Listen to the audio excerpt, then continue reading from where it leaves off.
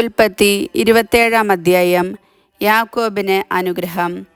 ഇസഹാക്കിന് പ്രായമായി, കണ്ണിന് കാഴ്ച കുറഞ്ഞു. അവൻ മൂത്ത മകൻ ഏസാവിനെ വിളിച്ചു, എൻ്റെ മകനെ, ഇതാ ഞാൻ അവൻ വിളി കേട്ടു. ഇസഹാക്ക് പറഞ്ഞു, എനിക്ക് വയസ്സായി, എന്നാണ് ഞാൻ മരിക്കുകയെന്ന് അറിഞ്ഞുകൂടാ. നിന്റെ ആയുധങ്ങളായ അമ്പും വില്ലുമെടുത്ത് വയലിൽ പോയി വേട്ടയാടി കുറേ കാട്ടിറച്ചി കൊണ്ടുവരിക. എനിക്കിഷ്ടപ്പെട്ട രീതിയിൽ രുചികരമായി പാകം ചെയ്ത് എൻ്റെ മുൻപിൽ വിളമ്പുക. അത് ഭക്ഷിച്ചിട്ട് നിന്നെ ഞാൻ മരിക്കും മുൻപേ അനുഗ്രഹിക്കട്ടെ. ഇസഹാക്ക് ഏസാവിനോട് പറയുന്നത് റെബേക്ക കേൾക്കുന്നുണ്ടായിരുന്നു. ഏസാവ് കാട്ടിറച്ചി തേടി വയലിലേക്ക് പോയി. അപ്പോൾ അവൾ യാക്കോബിനോട് പറഞ്ഞു, നിന്റെ പിതാവ് നിന്റെ സഹോദരനായ ഏസാവിനോട്, നായാട്ടിറച്ചി കൊണ്ടുവന്ന് രുചികരമായി പാകം ചെയ്ത് എൻ്റെ മുൻപിൽ വിളമ്പുക. ഞാൻ മരിക്കും മുൻപ് അത് ഭക്ഷിച്ചിട്ട് ദൈവത്തിൻ്റെ മുൻപിൽ നിന്നെ അനുഗ്രഹിക്കട്ടെ എന്ന് പറയുന്നത് ഞാൻ കേട്ടു. അതുകൊണ്ട് മകനെ, നീ ഇപ്പോൾ എൻ്റെ വാക്കനുസരിച്ച് പ്രവർത്തിക്കുക. ആട്ടിൻകൂട്ടത്തിൽ നിന്ന് 2 നല്ല കുഞ്ഞാടുകളെ പിടിച്ചുകൊണ്ടുവരിക. ഞാൻ അവ കൊണ്ട് നിന്റെ പിതാവിന് ഇഷ്ടപ്പെട്ട രുചികരമായ ഭക്ഷണം ഉണ്ടാക്കാം. നീ അത് പിതാവിൻ്റെ അടുക്കൽ കൊണ്ടു ചെല്ലണം. അപ്പോൾ അദ്ദേഹം മരിക്കും മുൻപ് അത് ഭക്ഷിച്ച് നിന്നെ അനുഗ്രഹിക്കും. യാക്കോബ് അമ്മ റെബേക്കായോട് പറഞ്ഞു, ഏസാവ് ശരീരമാകെ രോമമുള്ളവനാണ്, എന്നാൽ എൻ്റെ ദേഹം മിനുസമുള്ളതാണ്.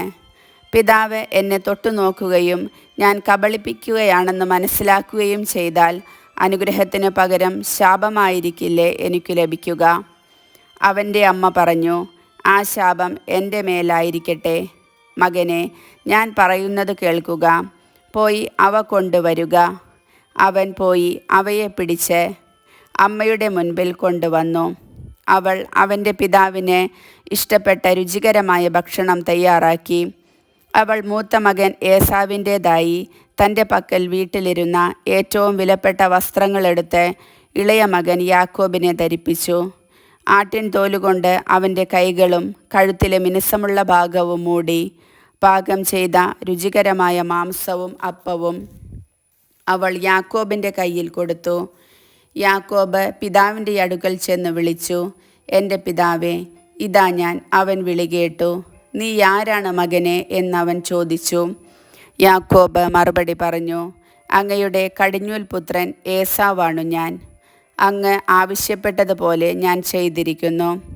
എഴുന്നേറ്റ് എൻ്റെ നായാട്ടിറച്ചി ഭക്ഷിച്ച് എന്നെ അനുഗ്രഹിച്ചാലും. എന്നാൽ ഇസഹാക്ക് ചോദിച്ചു, എൻ്റെ മകനെ, നിനക്ക് ഇത് ഇത്ര വേഗം എങ്ങനെ കിട്ടി? യാക്കോബ് പറഞ്ഞു, അങ്ങയുടെ ദൈവമായ കർത്താവ് ഇതിനെ എൻ്റെ മുൻപിൽ കൊണ്ടുവന്നു. അപ്പോൾ ഇസഹാക്ക് യാക്കോബിനോട് പറഞ്ഞു, അടുത്തു വരിക മകനെ, ഞാൻ നിന്നെ തൊട്ടുനോക്കി നീ എൻ്റെ മകൻ ഏസാവ് തന്നെയോ എന്നറിയട്ടെ. യാക്കോബ് പിതാവായ ഇസഹാക്കിൻ്റെ അടുത്ത് ചെന്നു. അവനെ തടവി നോക്കിയിട്ട് ഇസഹാക്ക് പറഞ്ഞു, സ്വരം യാക്കോബിൻ്റേതാണ്, എന്നാൽ കൈകൾ ഏസാവിൻ്റേതും. ഇസഹാക്ക് അവനെ തിരിച്ചറിഞ്ഞില്ല, കാരണം അവൻ്റെ കൈകൾ സഹോദരനായ ഏസാവിൻ്റെ കൈകൾ പോലെ രോമം നിറഞ്ഞതായിരുന്നു. ഇസഹാക്ക് അവനെ അനുഗ്രഹിച്ചു. അവൻ ചോദിച്ചു, സത്യമായും നീ എൻ്റെ മകൻ ഏസാവ് തന്നെയാണോ? അതേ എന്ന് അവൻ മറുപടി പറഞ്ഞു. ഇസഹാക്ക് പറഞ്ഞു, എൻ്റെ മകനെ, നിന്റെ നായാട്ടിറച്ചി കൊണ്ടുവരുക. അത് തിന്നിട്ട് ഞാൻ നിന്നെ അനുഗ്രഹിക്കട്ടെ. ഇസഹാക്ക് അത് ഭക്ഷിക്കുകയും അവൻ കൊണ്ടുവന്ന വീഞ്ഞു കുടിക്കുകയും ചെയ്തു. ഇസഹാക്ക് അവനോട് പറഞ്ഞു, നീ അടുത്തു വന്ന് എന്നെ ചുംബിക്കുക. അവൻ ചുംബിച്ചപ്പോൾ ഇസഹാക്ക് അവൻ്റെ ഉടുപ്പ് മണത്തു നോക്കി. അവനെ അനുഗ്രഹിച്ചു. കർത്താവ് കനിഞ്ഞ് അനുഗ്രഹിച്ച വയലിൻ്റെ മണമാണ് എൻ്റെ മകൻ്റേതെന്ന് അവൻ പറഞ്ഞു. ആകാശത്തിൻ്റെ മഞ്ഞും ഭൂമിയുടെ ഫലപുഷ്ടിയും ദൈവം നിനക്കു നൽകട്ടെ. ധാന്യവും വീഞ്ഞും സമൃദ്ധമാവട്ടെ. ജനതകൾ നിനക്ക് സേവ ചെയ്യട്ടെ. രാജ്യങ്ങൾ നിൻ്റെ മുൻപിൽ തലകുനിക്കട്ടെ. നിൻ്റെ സഹോദരർക്ക് നീ നാഥനായിരിക്കുക. നിൻ്റെ അമ്മയുടെ പുത്രന്മാർ നിൻ്റെ മുൻപിൽ തലകുനിക്കട്ടെ. നിന്നെ ശപിക്കുന്നവൻ ശബ്ദനും അനുഗ്രഹിക്കുന്നവൻ അനുഗ്രഹീതനുമാകട്ടെ. ഏസാവ് അനുഗ്രഹം യാചിക്കുന്നു. ഇസഹാക്ക് യാക്കോബിനെ അനുഗ്രഹിക്കുകയും യാക്കോബ് അവൻ്റെ മുൻപിൽ നിന്ന് പുറത്തു കടക്കുകയും ചെയ്തപ്പോൾ നായാട്ടു കഴിഞ്ഞ് ഏസാവ് തിരിച്ചെത്തി. അവനും പിതാവിന് ഇഷ്ടപ്പെട്ട ഭക്ഷണം തയ്യാറാക്കി പിതാവിൻ്റെ അടുക്കൽ കൊണ്ടുവന്നിട്ട് പറഞ്ഞു, പിതാവേ, എഴുന്നേറ്റ് അങ്ങയുടെ മകൻ്റെ നായാട്ടിറച്ചി ഭക്ഷിച്ച് എന്നെ അനുഗ്രഹിച്ചാലും. നീ ആരാണ്? ഇസഹാക്ക് ചോദിച്ചു. അവൻ പറഞ്ഞു, അങ്ങയുടെ കടിഞ്ഞൂൽപുത്രൻ ഏസാവാണ് ഞാൻ. ഇസഹാക്ക് അത്യധികം പരിഭ്രമിച്ച് വിറയ്ക്കാൻ തുടങ്ങി. അവൻ ചോദിച്ചു, നായാട്ടിറച്ചിയുമായി നിനക്ക് മുൻപ് എൻ്റെ മുൻപിൽ വന്നത് ആരാണ്? ഞാനത് തിന്നുകയും അവനെ അനുഗ്രഹിക്കുകയും ചെയ്തല്ലോ. അവൻ അനുഗ്രഹിക്കപ്പെട്ടവനായിരിക്കും. പിതാവിൻ്റെ വാക്കു കേട്ടപ്പോൾ ഏസാവ് അതീവ ദുഃഖത്തോടെ കരഞ്ഞു. പിതാവേ, എന്നെയും അനുഗ്രഹിക്കുക, അവൻ അപേക്ഷിച്ചു. ഇസഹാക്ക് പറഞ്ഞു, നിന്റെ സഹോദരൻ എന്നെ കബളിപ്പിച്ച് നിനക്കുള്ള വരം എന്നിൽ നിന്ന് തട്ടിയെടുത്തു. ഏസാവ് പറഞ്ഞു, വെറുതെയാണോ അവനെ യാക്കോബ് എന്ന് വിളിക്കുന്നത്? 2 തവണ അവൻ എന്നെ ചതിച്ചു. കടിഞ്ഞൂലവകാശം എന്നിൽ നിന്ന് അവൻ കൈക്കലാക്കി. ഇപ്പോഴിതാ എനിക്കുള്ള അനുഗ്രഹവും അവൻ തട്ടിയെടുത്തിരിക്കുന്നു.